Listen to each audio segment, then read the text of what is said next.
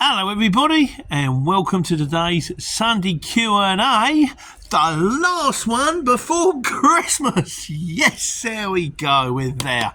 And if you're not there, bad luck, because the world will turn if you're ready or not. So yeah, we're done. That's it. We've got 2 days left to work. You might try to work more. I'm working Christmas Eve. I've got to make up for the fact my prop shaft went. The bearings went on my prop shaft. Oh, that's £635 bill. That's just parts. Not I could have done without before Christmas. I pulled it in its place. I'm tipping in Aylesbury. I had a job to collect after that from Milton Keynes to go to Swindon in the morning, which would have paid at the end of the following week, which would have been really nice. Pulled down the window. I'd just been on the hands-free to my mate Nick, the urban trucker. I went, "What's that noise? That's not a nice noise, is it?" And I had a look around, I couldn't find anything, so I tried. I limped it back to the yard from Aylesbury back to the yard. And then the mechanic came in the morning, he took one look at it and he said, "I found your problem." You know, prop shafts are supposed to be straight. Mine was a zigzag. The bearings are gone. Oh dear, to be honest, I've been lucky. It could have been a lot worse if that had gone completely. The mark said, you know, that the gearbox could have gone, the AdBlue tank could have gone, the petrol tank, you could have ground it into the road. But I say lucky, I'm working. I'm still working, which I would have been done anyway. But I've got pallets on board that I've got to go up to Swad on Monday morning, tomorrow morning, because this is Sunday. Yep, not Saturday when I'm taping it. And then I've got a load coming back out of Loughborough, which has to be delivered to Dunstable on the 24th of December. So I'm working Christmas Eve, but I'm going to try and get it off early. I'm going to pull round and go, "Guys, got some pallets on there. Fancy them now?" If they don't, I'll drop them in the morning. And then I don't know after that, but I've looked on there. Lots for the 23rd, not a lot for the 24th, and certainly nothing after that. So we just have to wait and see. Anyhow, the day's big video was the ADR, which came from Atlantis Trucker. And he said, basically, how can we work out if you can carry this stuff or not? Because it's an absolute minefield. And I think getting to the bottom of it, it's an absolute minefield. He said, so, how do you work it out? It seems all too complicated. Batteries specifically, as well as compressed gases, etc., all have limited quantities that allow Tesco's and Amazon drivers to deliver deodorants and laptops. He said, as regarding batteries, the rectangular, no diamond-shaped sticker, they have the red hatching on the outside, I believe means they're out of scope with ADR. There are some cases that if you travel to a job, there might be 4 pallets and 2 of them will have regular stickers and 2 of them will have the words overpack on them. This is another new thing, it's great, it's overpack. I believe this means that they are limited quantities of a hazardous item within the pallet but out of its scope. I am still confused. Really appreciate the video. Definitely something for non-ADR drivers, including myself, to know about. It is impossible to find the correct answer anywhere. Thanks, Pete. We're still working on it, mate. We're still working on it. He also goes on to say, and the apps that I have allow you to add quantities of UN numbers items that will tell you over a limited quantity amount. But you need to look at the right packaging groups. You need to work out if the degree is right. Between all of us on a group, all we want to do is the right thing, and I think it's crazy to be so complicated. As you say, maybe just refuse anything with a UN number, but I have a feeling that UN 3480 and 3481 rectangular stickers are okay. I think this could go on for a while. I think you could be right. Having said that, there may be a solution. My mate, Tim. I forget. I sort of like, what's that? His name, you know, like suddenly you say the words you can't get, and you suddenly think it's absolutely obvious, and then like, who's that? Anyway, I do apologise. But our man, who used to be our man in Scotland, who's now our man ADR, Neptune Courier, says, "Hi Pete, thanks for shout out." Yeah, I got your name right last time. And high praise indeed from Internet YouTube royalty. Like you're good. I'm not, mate. I'm not. Honestly, it's not Lady Gaga, is it? It's over 9,000. I'd love to get 10. I might get there by next year. It's just something I do. It's something I've fallen into that I do, but thank you very much for the heads up anyway. Like, you know, he said, Can I ask, would any of your subscribers like me to do a series of rundown videos to clarify exactly what can and can't be done? Well, I know certainly one person who would like to see that, and that would be me. And to be honest with you, I don't do ADR because as superhero transport manager Daniel Garumba says, why would you carry a bomb? But I would just watch them anyway, because I've seen some of your videos and I think your stuff is good. And if you want to stick a few out there, please do. I will do links. I will do sort of whatever I can to chuck it out at you, because all the information that we all get would be useful, and I think this would be extremely useful. And who knows? You know, you're just at the moment, maybe one day I could be the man on your channel, the man in Bedfordshire on Neptune Courier ADR. So we're going to try and get him to try and basically coming back to Atlantis. In all seriousness, he's going to try and lock it down in a series of videos to go, you can do this but you can't do this, you can do this but you can't do this, maybe with some specific titles, maybe for the most confusing starting first I would, and then like more niche ones, you know, like I did one on curtain sides once, and it was like, you know, curtain side for dummies, then curtain side slightly more advanced, and curtain side slightly more advanced, that kind of thing. I mean, they're not really, I'm still a dummy when it comes down to stuff, but I think that would be useful, and certainly would be good to have it out there. And it might not just apply to courier drivers, anyone who needs to know about the ADR. There might be airport workers, warehouse workers, anyone. We're not just here to help courier drivers, we're here to help everybody. So, but no, I think that's a great idea, mate. So if you want to chuck it out there, start making them, maybe in the new year, and we'll try and get you like a feed. I can put them on mine, that don't work. But yeah, do, please, and we'll see if we can throw some, throw some traffic your way, because anything that helps anybody is a great thing. Wayne Rawlings says, he said, I found another one. Yeah. He said, I'm going to move this forward because it's a bit windy and the mic might be a bit tricky. Oh, I've got a really big head now. Wayne Rawlings says, I found an app on Android which is called ADR Dangerous Goods, and this may go some of the way to help people navigate the minefield that is ADR. Although it will charge after a week's free trial, but presumably a damn sight cheaper than a hefty fine from a tug from Vosa. I'm not going to do it, mate. I just don't do ADR. My insurance doesn't cover ADR, which again, as MK0707 says, check your insurance to see if you're covered it too. So it's all well and good to go, well, I can go. But then again, if it's within limited quantities, then it should be okay on the insurance, I would think. Not sure. White Van Man says, some shippers, including the big boys, get really umpy when you decide to take dangerous goods. It's widespread on the courier exchange to push hazardous loads on naive drivers. Yes, I'm including myself in this description. Yeah, me and you both, mate. He said most shippers, and I apologise to the minority who do not fall into this category, just want to make a quick buck and don't care about the risks of the driver, either health or livelihood. Yeah, they're the pros out there. They're the ones that go, well, what is it? And then check it out and go, mate, you do know. Like the ones I pick up from Clark, they know the score. They must know the score. They do this stuff all the time. But there's going to be someone say, I need 4 pallets moving. Yeah, I'll put it on the exchange. You turn up, it's green and it's glowing. If I break into this, I'm going to turn into Swamp Thing. I'm going to grow another head. So, and Rock God goes on. He says, Pete, with the huge increase in lithium batteries, there's a lot of confusion. If a battery is already in the device, laptop, vape, etc., there is an exception from ADR, even if the goods have a warning label on. But it all depends on the size and power of the battery. Most small devices are exempt from ADR, but there must be in the original manufacturer's packaging. It's raining. I might have to pause this. Hang on a second. Hello again. I'm in the grotto. I look a bit like Santa, don't I? If it's a red hat, I could carry this one off. What would you like for Christmas, little child? Would you like a train set or a doll's house? I'm really old and therefore have stereotyped children. He started to run. I'm trying to make it festive. I mean, it's a little bit later today, so there's stuff going on in the house. So otherwise, I would have got up earlier, got it sorted earlier, but I had to go and I had to meet Mark and I had to meet Ian and I had to park run again this morning. I've been sucked into this park run thing in my head, I don't know. I put a little lights on outside. It might be quite nice. Put a hat on. It's very clement this time of year. No. So where was we? So we're in the shed. At least my paperwork's not getting wet.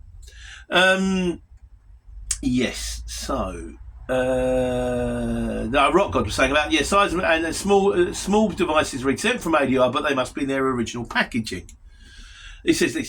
So if you look up ADR Special Provision 188, you can find the regulations.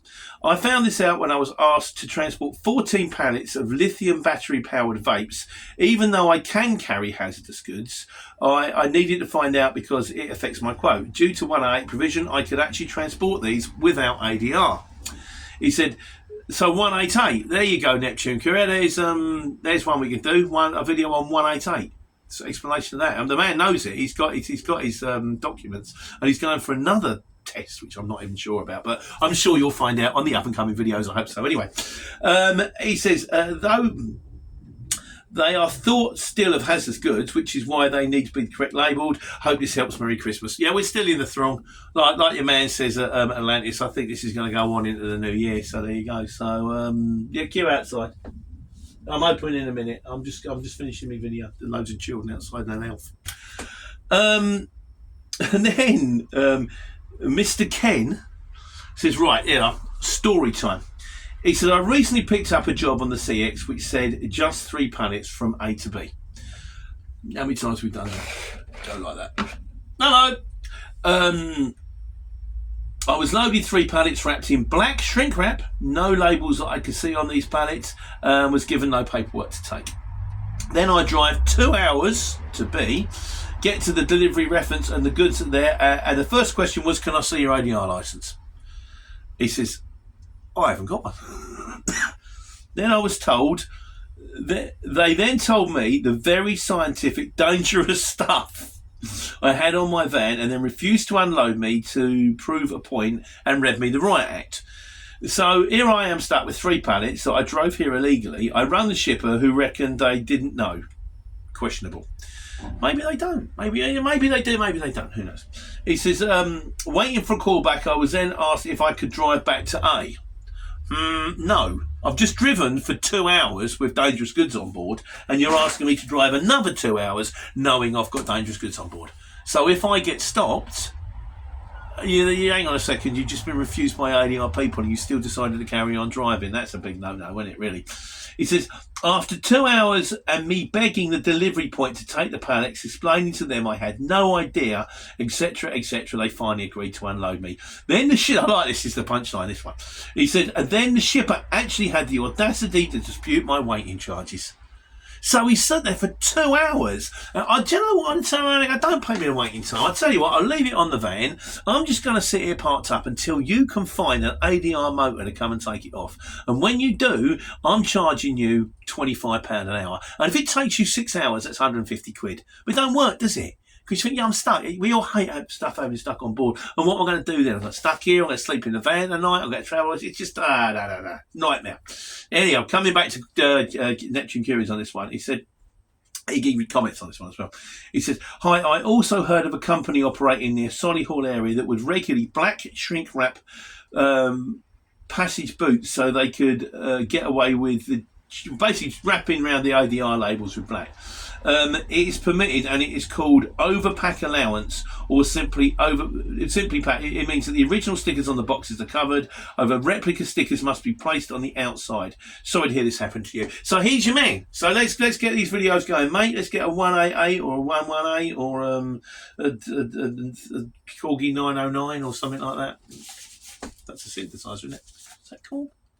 I don't know. Jackal says, I love this as well. I had an ADR licence for over 2 years, never use it. It's all the grief. You've got to have the insurance, you've got to have the sand, you've got to have the broom and all the stuff on board. It's all grief. And finally, Ian Mackenzie says 2 pallets of hydrogen peroxide. It's for a hairdresser at an old folks home. I don't know what it was. It was bottles of something. I don't even think it had an ADR label on it, but it was black shrink wrapped. And it had to go to an old folks home. And I think they said on the paperwork hydrogen peroxide, which led me to believe, they just like blue rinse and a perm, didn't they, that mob? Find out one day. I'm not far off it, am I? So anyhow, so that was that on the ADR, quite a long one, which brings us neatly on to Courier Chess. Godzilla says, he said, always thought pricing was like chess. He says, the play. To get the job for the most amount of money and still secure it, but fit it in with where you want to be and leave the following job with as many dead miles as possible. That's like when you do snooker, isn't it? Where they've got to pot the ball and then watch the white ball goes dun, dun, dun, and it lines up with a black. You think, you see, what he needs to do is he needs to hit that ball at that angle there with just that speed, with a little bit of spin, a little bit of screw back, a bit of side, and it'll go like that. And then you go to a snooker hall and you look and you go, I can't see the end of the table because it's miles away. I prefer pool. I'm a more hit and hope person. I'm sure that comes as no surprise to anyone who regularly watches the channel. So yes, the demo is possible. He also said the play to not quote yourself high or low to get the job. Fully understand what they're after and take into consideration that they take a chance to start quoting just the right time, just before they drop off with expectation, and you're just about to clear off any job so you can quote in a timely fashion. That quote's appeared 3 times now. They're desperate to move that job. I'm going to stick in a slightly dearer one because they need it moved. All part of the fun. He also says mix in fielding phone calls and consideration that after 3 p.m. you better be looking for that lovely 50 quid first thing in the morning job at the same time as looking for something else to take you home. It's never a boring day. Well, that's certainly true. It's never boring when you hear the noise coming out of your lorry and you then have to drive for what was probably 3/4 of an hour going, please don't die. Didn't. Good old Tiff. She's a princess. She never stops moaning. Oh, I beat the other day. I got to I had to drop in Tunbridge Wells at 8 in the morning. I woke up crazy early, so I thought I'm going to beat all the traffic, get there early, go to bed for like a couple of hours when I get there, clear me driving time. So I was in Tunbridge Wells at 5 o'clock in the morning. 15:15, I left the ignition on because I needed to charge up the iPad because it was going flat with the iPads, the iScan Samsung thing. It's also my sat nav. The data line at 6:15 in the morning to tell me that the AdBlue pump wasn't working. I thought, of course the AdBlue pump isn't working. The engine's not actually on. Turn the engine on. Oh yeah, that's fine. That's cool. She's a princess. Right, where was we? Leachy, my mate Lee, says, been saying this the whole time, like playing chess with a different opponent every day. You can go to the same area and get loads of work, but nothing the next day. I know he had a nightmare. He said, I went to like Worthing. He said, I had a job every day. Bang, bang, bang, bang, bang. Following week, not a single job every day. Bang, bang, bang. Spoke to him. Bless him. Hope you're doing all right, mate. Good luck for Christmas. Buy72 says, it's linking jobs together is vital. Very good, very true. Being more productive, sometimes distance jobs are not worth it. It's always a gamble. You take that distance. Well, I have one going up to Leeds. I thought I'm going to have no trouble getting out of Leeds. Sat there for 2 hours. And then eventually, that was Leeds. That was a Tunbridge Wells job. And I kept thinking, should I just start heading home? But I thought, no, don't start heading home because you know what'll happen? I'll get down as far as Sheffield and the job will ping up. Leeds to Dunstable. I go, why didn't I just wait? So I waited and it was Leeds to Tunbridge Wells the next morning. But I put it in the sat nav. I've picked up 4 miles around the corner. So and then I got to Tunbridge Wells and couldn't get out. But it's like chess, isn't it? I'm not going to not take the job that's 4 miles around the corner from me. I'll worry about the dead miles at the other side and just couldn't do it. Sometimes happens. And finally on this one, because that run this morning, still trying to clear me airways. Rock God says, he said, yes. He said, I once had breakfast with a Russian world chess champion. Sat opposite him at the table, asked him to pass me the salt and pepper. It took him 35 minutes. I like that. Merry Christmas, mate. Which reminds me, I'm going to put this on the end for the conclusion, which is the Christmas joke. Got a Christmas joke for you. Stay tuned if you haven't tuned off already, but if you have, you won't hear this, so it doesn't matter. Christmas joke. Oh, look, that's quite nice. Right. Where are we? The wise guys. Drawing paper. So, this week's questions. Steve Campbell, the fairest Steve Campbell, said DAFs did make vans. They were awful. Stopped in 2006. I think LDV, Leyland DAF vans. Yeah, I had one. Now you think about it, because the post office used to use them, and I bought one for the market trading thing because I had an operators back in the day with 2 slots in, and I wanted a transit-sized van that could carry weight, so I bought one of those. It was absolutely dreadful. Just broken. Then I sold it to my cousin after putting a new tacho, new engine, new everything in it. He got it, and it broke, and in the end he got rid of it. It was awful. I think I've just got my pages out of order. Hang on. Ah, yes. Steve says, the Merc Vito, the real one with the Merc engine, Renault Master, Merc Sprinter, Fords and VWs aren't all that anymore. I don't know. I'm a daft guy. Even if she's a princess, I'm still a daft guy. I like dafts.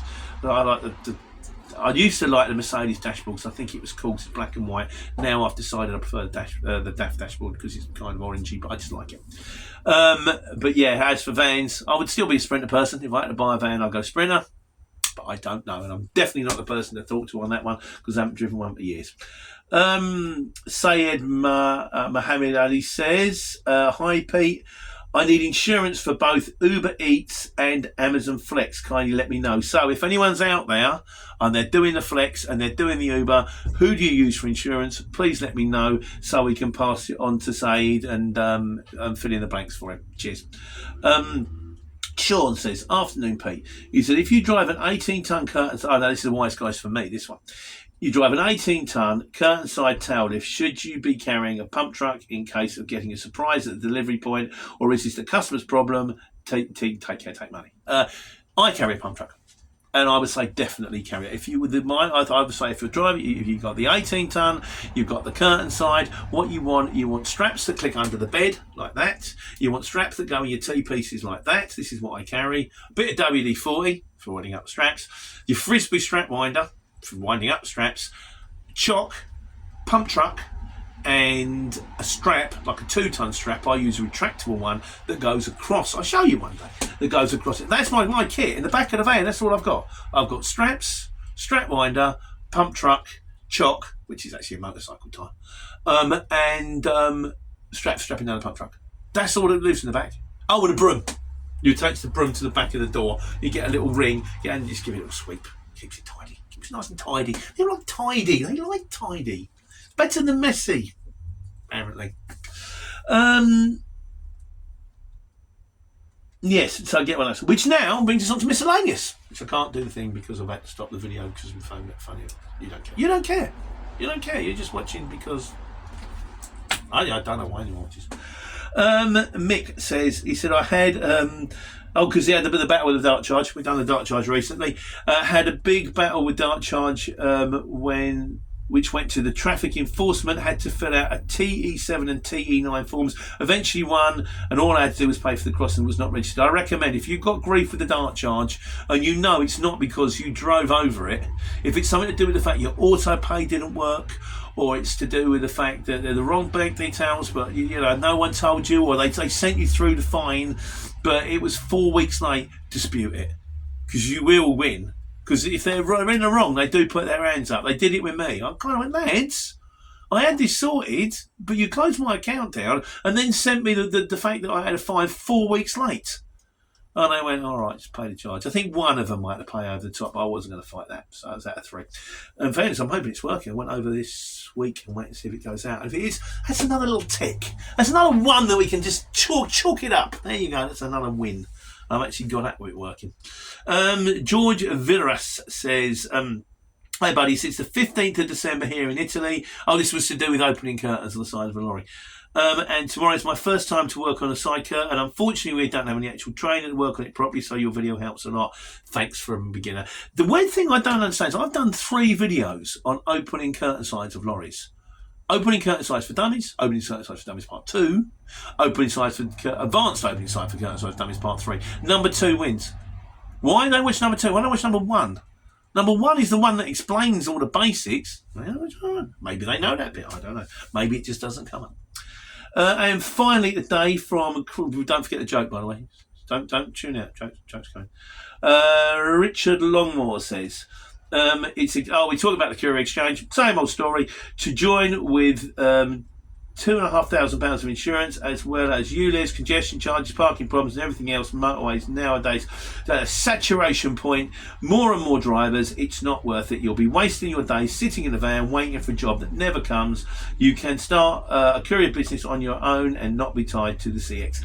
The one thing I would say is if you start a courier business on your own, And unless you're just doing local drops for a guy, I need you pick it up at 8 o'clock. You've got to do 10 drops, come back, another 10 drops, come back and do another 5 drops and then go home. And we need you 5 days a week.